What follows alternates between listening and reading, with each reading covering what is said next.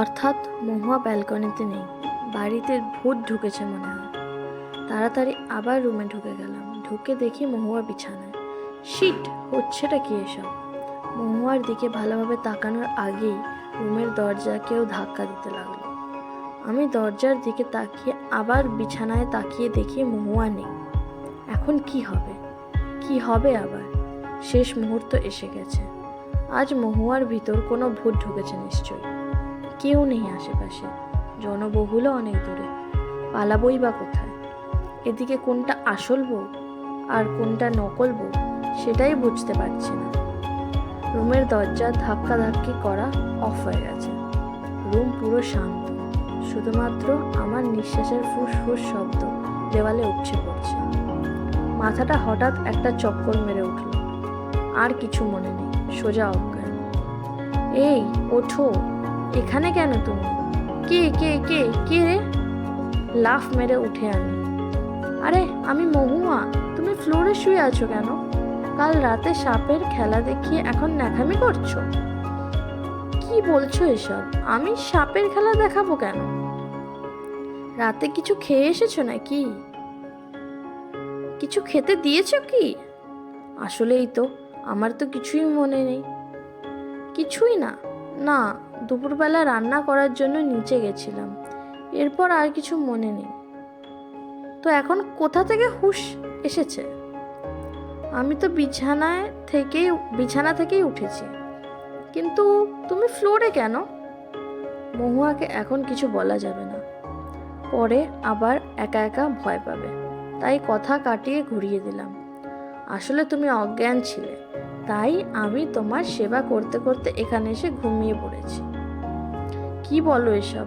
বিছানায় কি হয়েছে? কিছু হয়নি। ঘুমের তালে কোনটা বিছানা আর কোনটা ফ্লোর সেটাই ভুলে গেছিলাম। তুমি আসলেই একটা পাগল। নিচে আসো, ব্রেকফাস্ট বানাচ্ছি। বানাও। আর শোনো, আজ অফিসে যাব না। এইটা নতুন করে বলার কি আছে? আজ শুক্রবার, অফিস তো এমনিতেই বন্ধ। ও, মনে ছিল না। আচ্ছা, তোমার হয়েছেটা কি বলবে? উঠে বসেছে। কি? দেখাচ্ছি। এইটা বলেই মহুয়াকে জড়িয়ে ধরলাম। মেয়েটিও কিছুক্ষণ ঠাস ঠুস কিস মেরে নিচে চলে যায়। এটাই হলো প্যার, মহব্বত, ভালোবাসা। নিচ তলায় ব্রেকফাস্ট বানাতে গেছে। আমি ব্যালকনিতে বসে বসে ভাবছি, কাল রাতের ব্যাপারটা মোটেও স্বাভাবিক না। এমন ভয়ঙ্কর ঘটনা মুভি আর গল্পে দেখেছি, বাস্তবে প্রথম দেখলাম, তাও আমার সাথে। কিন্তু এর সমাধান কি? বাড়িটা কি ছেড়ে দেব? কিন্তু বাড়ি ছেড়ে দিলে তো আরেক বিপদ। নতুন বাড়ি খুঁজতে খুঁজতে আরো 2 সপ্তাহ লাগবে, আবার 2 মাসও লাগতে পারে। এই কদিন কি এখানেই থাকবো? থাকতেই হবে, এছাড়া উপায়ও যে নেই। ভাবনার মাঝে হঠাৎ নিচতলা থেকে মহুয়ার চিৎকার ভেসে এলো। আমি লাফ মেরে চেয়ার থেকে উঠেই দৌড় দিলাম। বউটা মনে হয় ভূতের কবলে পড়েছে। তাড়াহুড়ো করে যেতে গিয়ে দরজার সাথে ধাক্কাও খেয়েছি। তবুও মাত্র 10 সেকেন্ডে নিচে গেলাম। গিয়ে দেখি মহুয়া দাঁড়িয়ে আছে, আর চুলার পাশে একটা আরশোলা। এই মেয়েটাও পারে বটে। কলিজাটা প্রায় বের হতে যাচ্ছিল। সামান্য আরশোলা দেখে এত জোরে চিৎকার দেওয়া লাগে? এরপর আমি যে আরশোলাটাকে জানলা দিয়ে ফেলে দিলাম, সেটা তো বড় কথা না। বড় কথা হচ্ছে দরজার সাথে যে ধাক্কা খেয়েছি, এখন হাতের বাহু ব্যথা করছে। মহুয়াকে ধমক দিয়ে থামালাম। ধমকের সাথে সে সাইলেন্ট হয়ে সোজা গিয়ে রান্না করতে লাগলো। এ কি, 1 সেকেন্ডেই ভয় শেষ? আসলেই মেয়েরা আরশোলা ভয় পায় নাকি ঢং ধরে কে জানে। যাই হোক, আমি ফ্রেশ হতে উপরে গেছি। মহুয়া রান্না করছে। ওয়াশরুমে ঢুকে মাত্র ফ্রেশ হওয়া শুরু করলাম, অমনি আবার মহুয়া চিৎকার দিয়ে উঠল। আমি ওপর থেকে বললাম, ওটা আরশোলা, রাক্ষস না। আমার কথার পরও মহুয়া আরও জোরে চিৎকার করা শুরু করে। এবার আর সুবিধের ঠেকল না। চিৎকারের মাঝে মহুয়া বলল, ভূত ভূত। আর কে থামায় আমায়? সোজা ওয়াশরুম থেকে এক দৌড়ে নিচে গেলাম। গিয়ে দেখি মহুয়া কিচেন রুমের কোণায় মুখ গুজে বসে বসে কাঁপছে। আমি গিয়েই জড়িয়ে ধরে বললাম, কই ভূত? এখানে কিছুই নেই। না, আমি একটা ছায়া দেখেছি, এই যে জানলার বাইরে। আরে ওটা তোমার মনের ভুল, কিছুই নেই। সত্যি আমি দেখেছি, বিশ্বাস করো। ভালো করেছো, চলো এবার রান্না করো, আমি তোমার সাথেই আছি। ছি, তোমার প্যান্ট কই? কি লজ্জা, কি লজ্জা! প্যান্ট তো ওয়াশরুমে। ঢং, এতে ছি বলার কি আছে? বউই তো দেখেছে।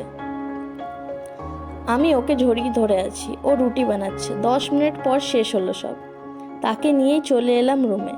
সে সাজুগুজু করছে আর আমি ফ্রেশ হচ্ছি। অবশেষে ফ্রেশ আর ব্রেকফাস্ট দুটোই সম্পূর্ণ। দুজনে ব্যালকনিতে বসে বসে কফি খাচ্ছি। সে কিছু একটা নিয়ে চিন্তিত আছে বুঝতে পারছি, কিন্তু আমিও যে কাল রাতের ব্যাপার নিয়ে চিন্তিত সেটা বুঝতে দিচ্ছি না। কিছুক্ষণ পর মহুয়া বলল, আচ্ছা একটা কথা বলার ছিল। বলো। কালকে দুপুরবেলা একটা ঘটনা ঘটেছে। কি ঘটনা? এই বাড়িতে ভূত আছে। মানে? চমকে উঠে আমি বললাম, হ্যাঁ, কাল দুপুরবেলা আমি দেখেছি। কিভাবে, কোথায়? আমি কিচেন রুমে গেছিলাম, হঠাৎ জানলায় চোখ যেতেই দেখি একজন লোক আমার দিকে তাকিয়ে আছে। আমি চমকে উঠেছি। লোকটি আমার দিকে তাকাতে তাকাতে হঠাৎ হাওয়া হয়ে যায়। পরে আমি দৌড় দিতে যাব, তখনই দেখি লোকটি ঘরের ভিতরে শূন্যে ভাসছিল লোকটি। এরপর চোখ মেলে দেখি সকাল হয়ে গেছে, আর তুমি ফ্লোরে শুয়ে আছো। আর কিছু মনে নেই। আগে বলনি কেন এসব? তুমি ভয় পাবে তাই।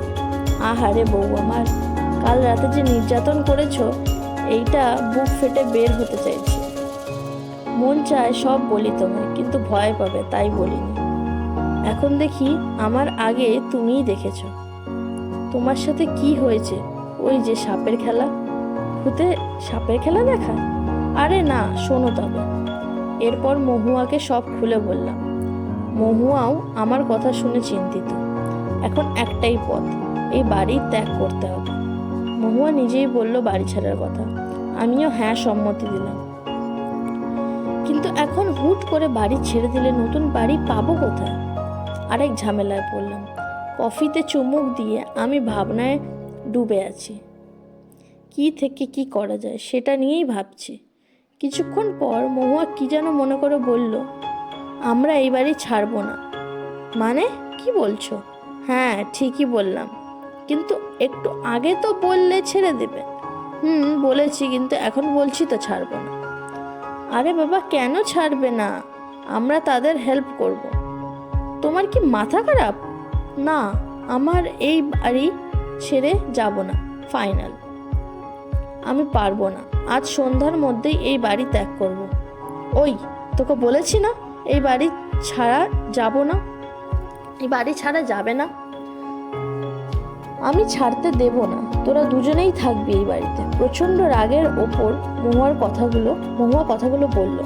একদম ক্ষেপে গেছে, এরকম গরম হয়ে কথা বলেনি কখনো। আমাকে ধমকটা দিয়েই মহুয়ার চেয়ার থেকে উঠে সোজা রুমে চলে গেল। আমি হাঁ করেই তাকিয়ে আছি। এমনভাবে মহুয়া বলল কেন? ওয়েট, মহুয়া তো বলল তোরা দুজন।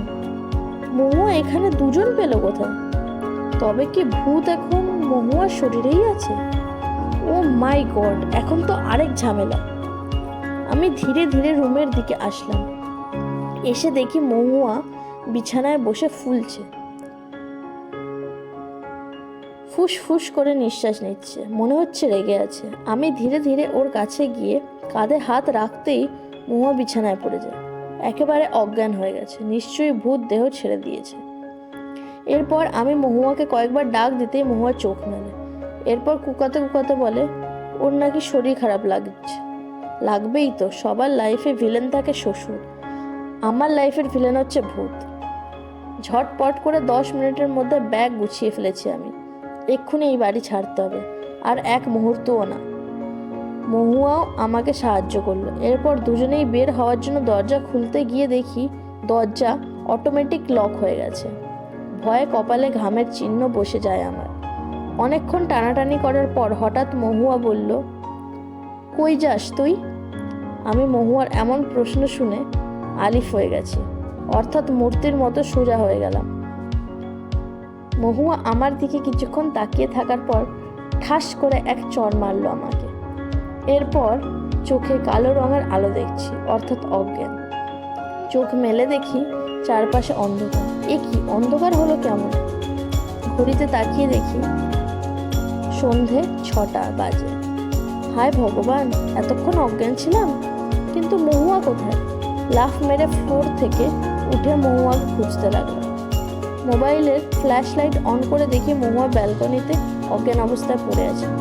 আমি মহুয়াকে টেনে টুনে কাঁধে নিলাম। এরপর কাঁধে নিয়ে এক দৌড়ে নিচে চলে এসেছি। আমাকে পালাতেই হবে। দরজা খুলেই বাড়ির বাইরে চলে এলাম। এরপর সামনের মাঠের মধ্যে মহুয়াকে রেখে কয়েকবার ডাক দিতেই সে উঠে গেল। মহুয়া চোখ মেলেই আমাকে জড়িয়ে ধরে। আমি তাকে জড়িয়ে ধরি শক্ত করে। পাগলি মেয়েটি কান্নাও করে দিল। এরপর আমি তার কান্না থামিয়ে হাত ধরে দৌড় দিতে লাগলাম। আর 5 মিনিট পরই মাঠের শেষে রাস্তায় উঠতে পারবো। ব্যাস, তাহলেই বেঁচে যাব আমরা।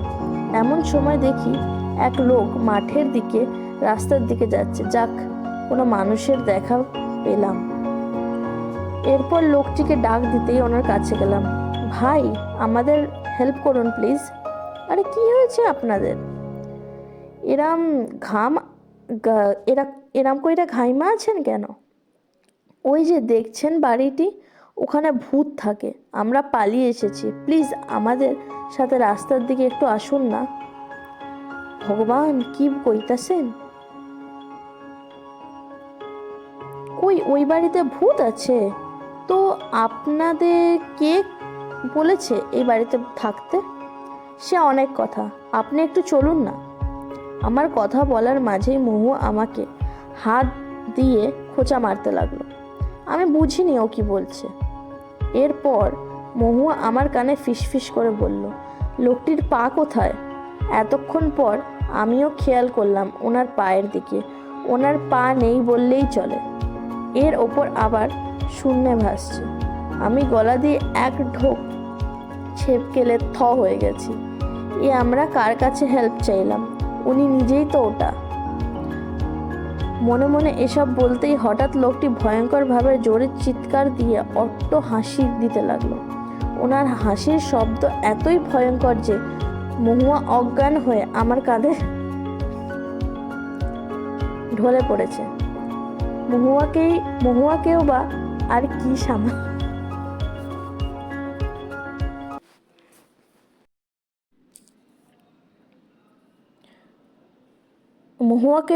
আর কি সামাল দেব? মহুয়ার সাথে সাথে আমি নিজেও অজ্ঞান হয়ে পড়ে গেলাম। আবার চোখ মেলে দেখি আমরা সেই বাড়িতেই পড়ে আছি, নিচতলার ফ্লোরের ওপর। মহুয়াও আমার পাশে শুয়ে আছে।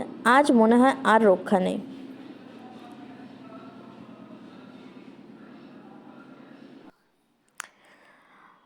নমস্কার বন্ধুরা, আমার এই নতুন ইউটিউব চ্যানেলে আপনাদের সবাইকে স্বাগত জানাই। এই চ্যানেলটিতে আপনারা নতুন নতুন গল্প বা নতুন নতুন কাহিনী বা নতুন নতুন স্টোরি যাই বলুন, এইগুলো পাবেন।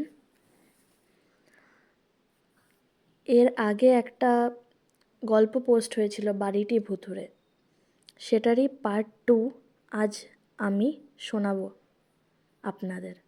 ভালো লাগলে অবশ্যই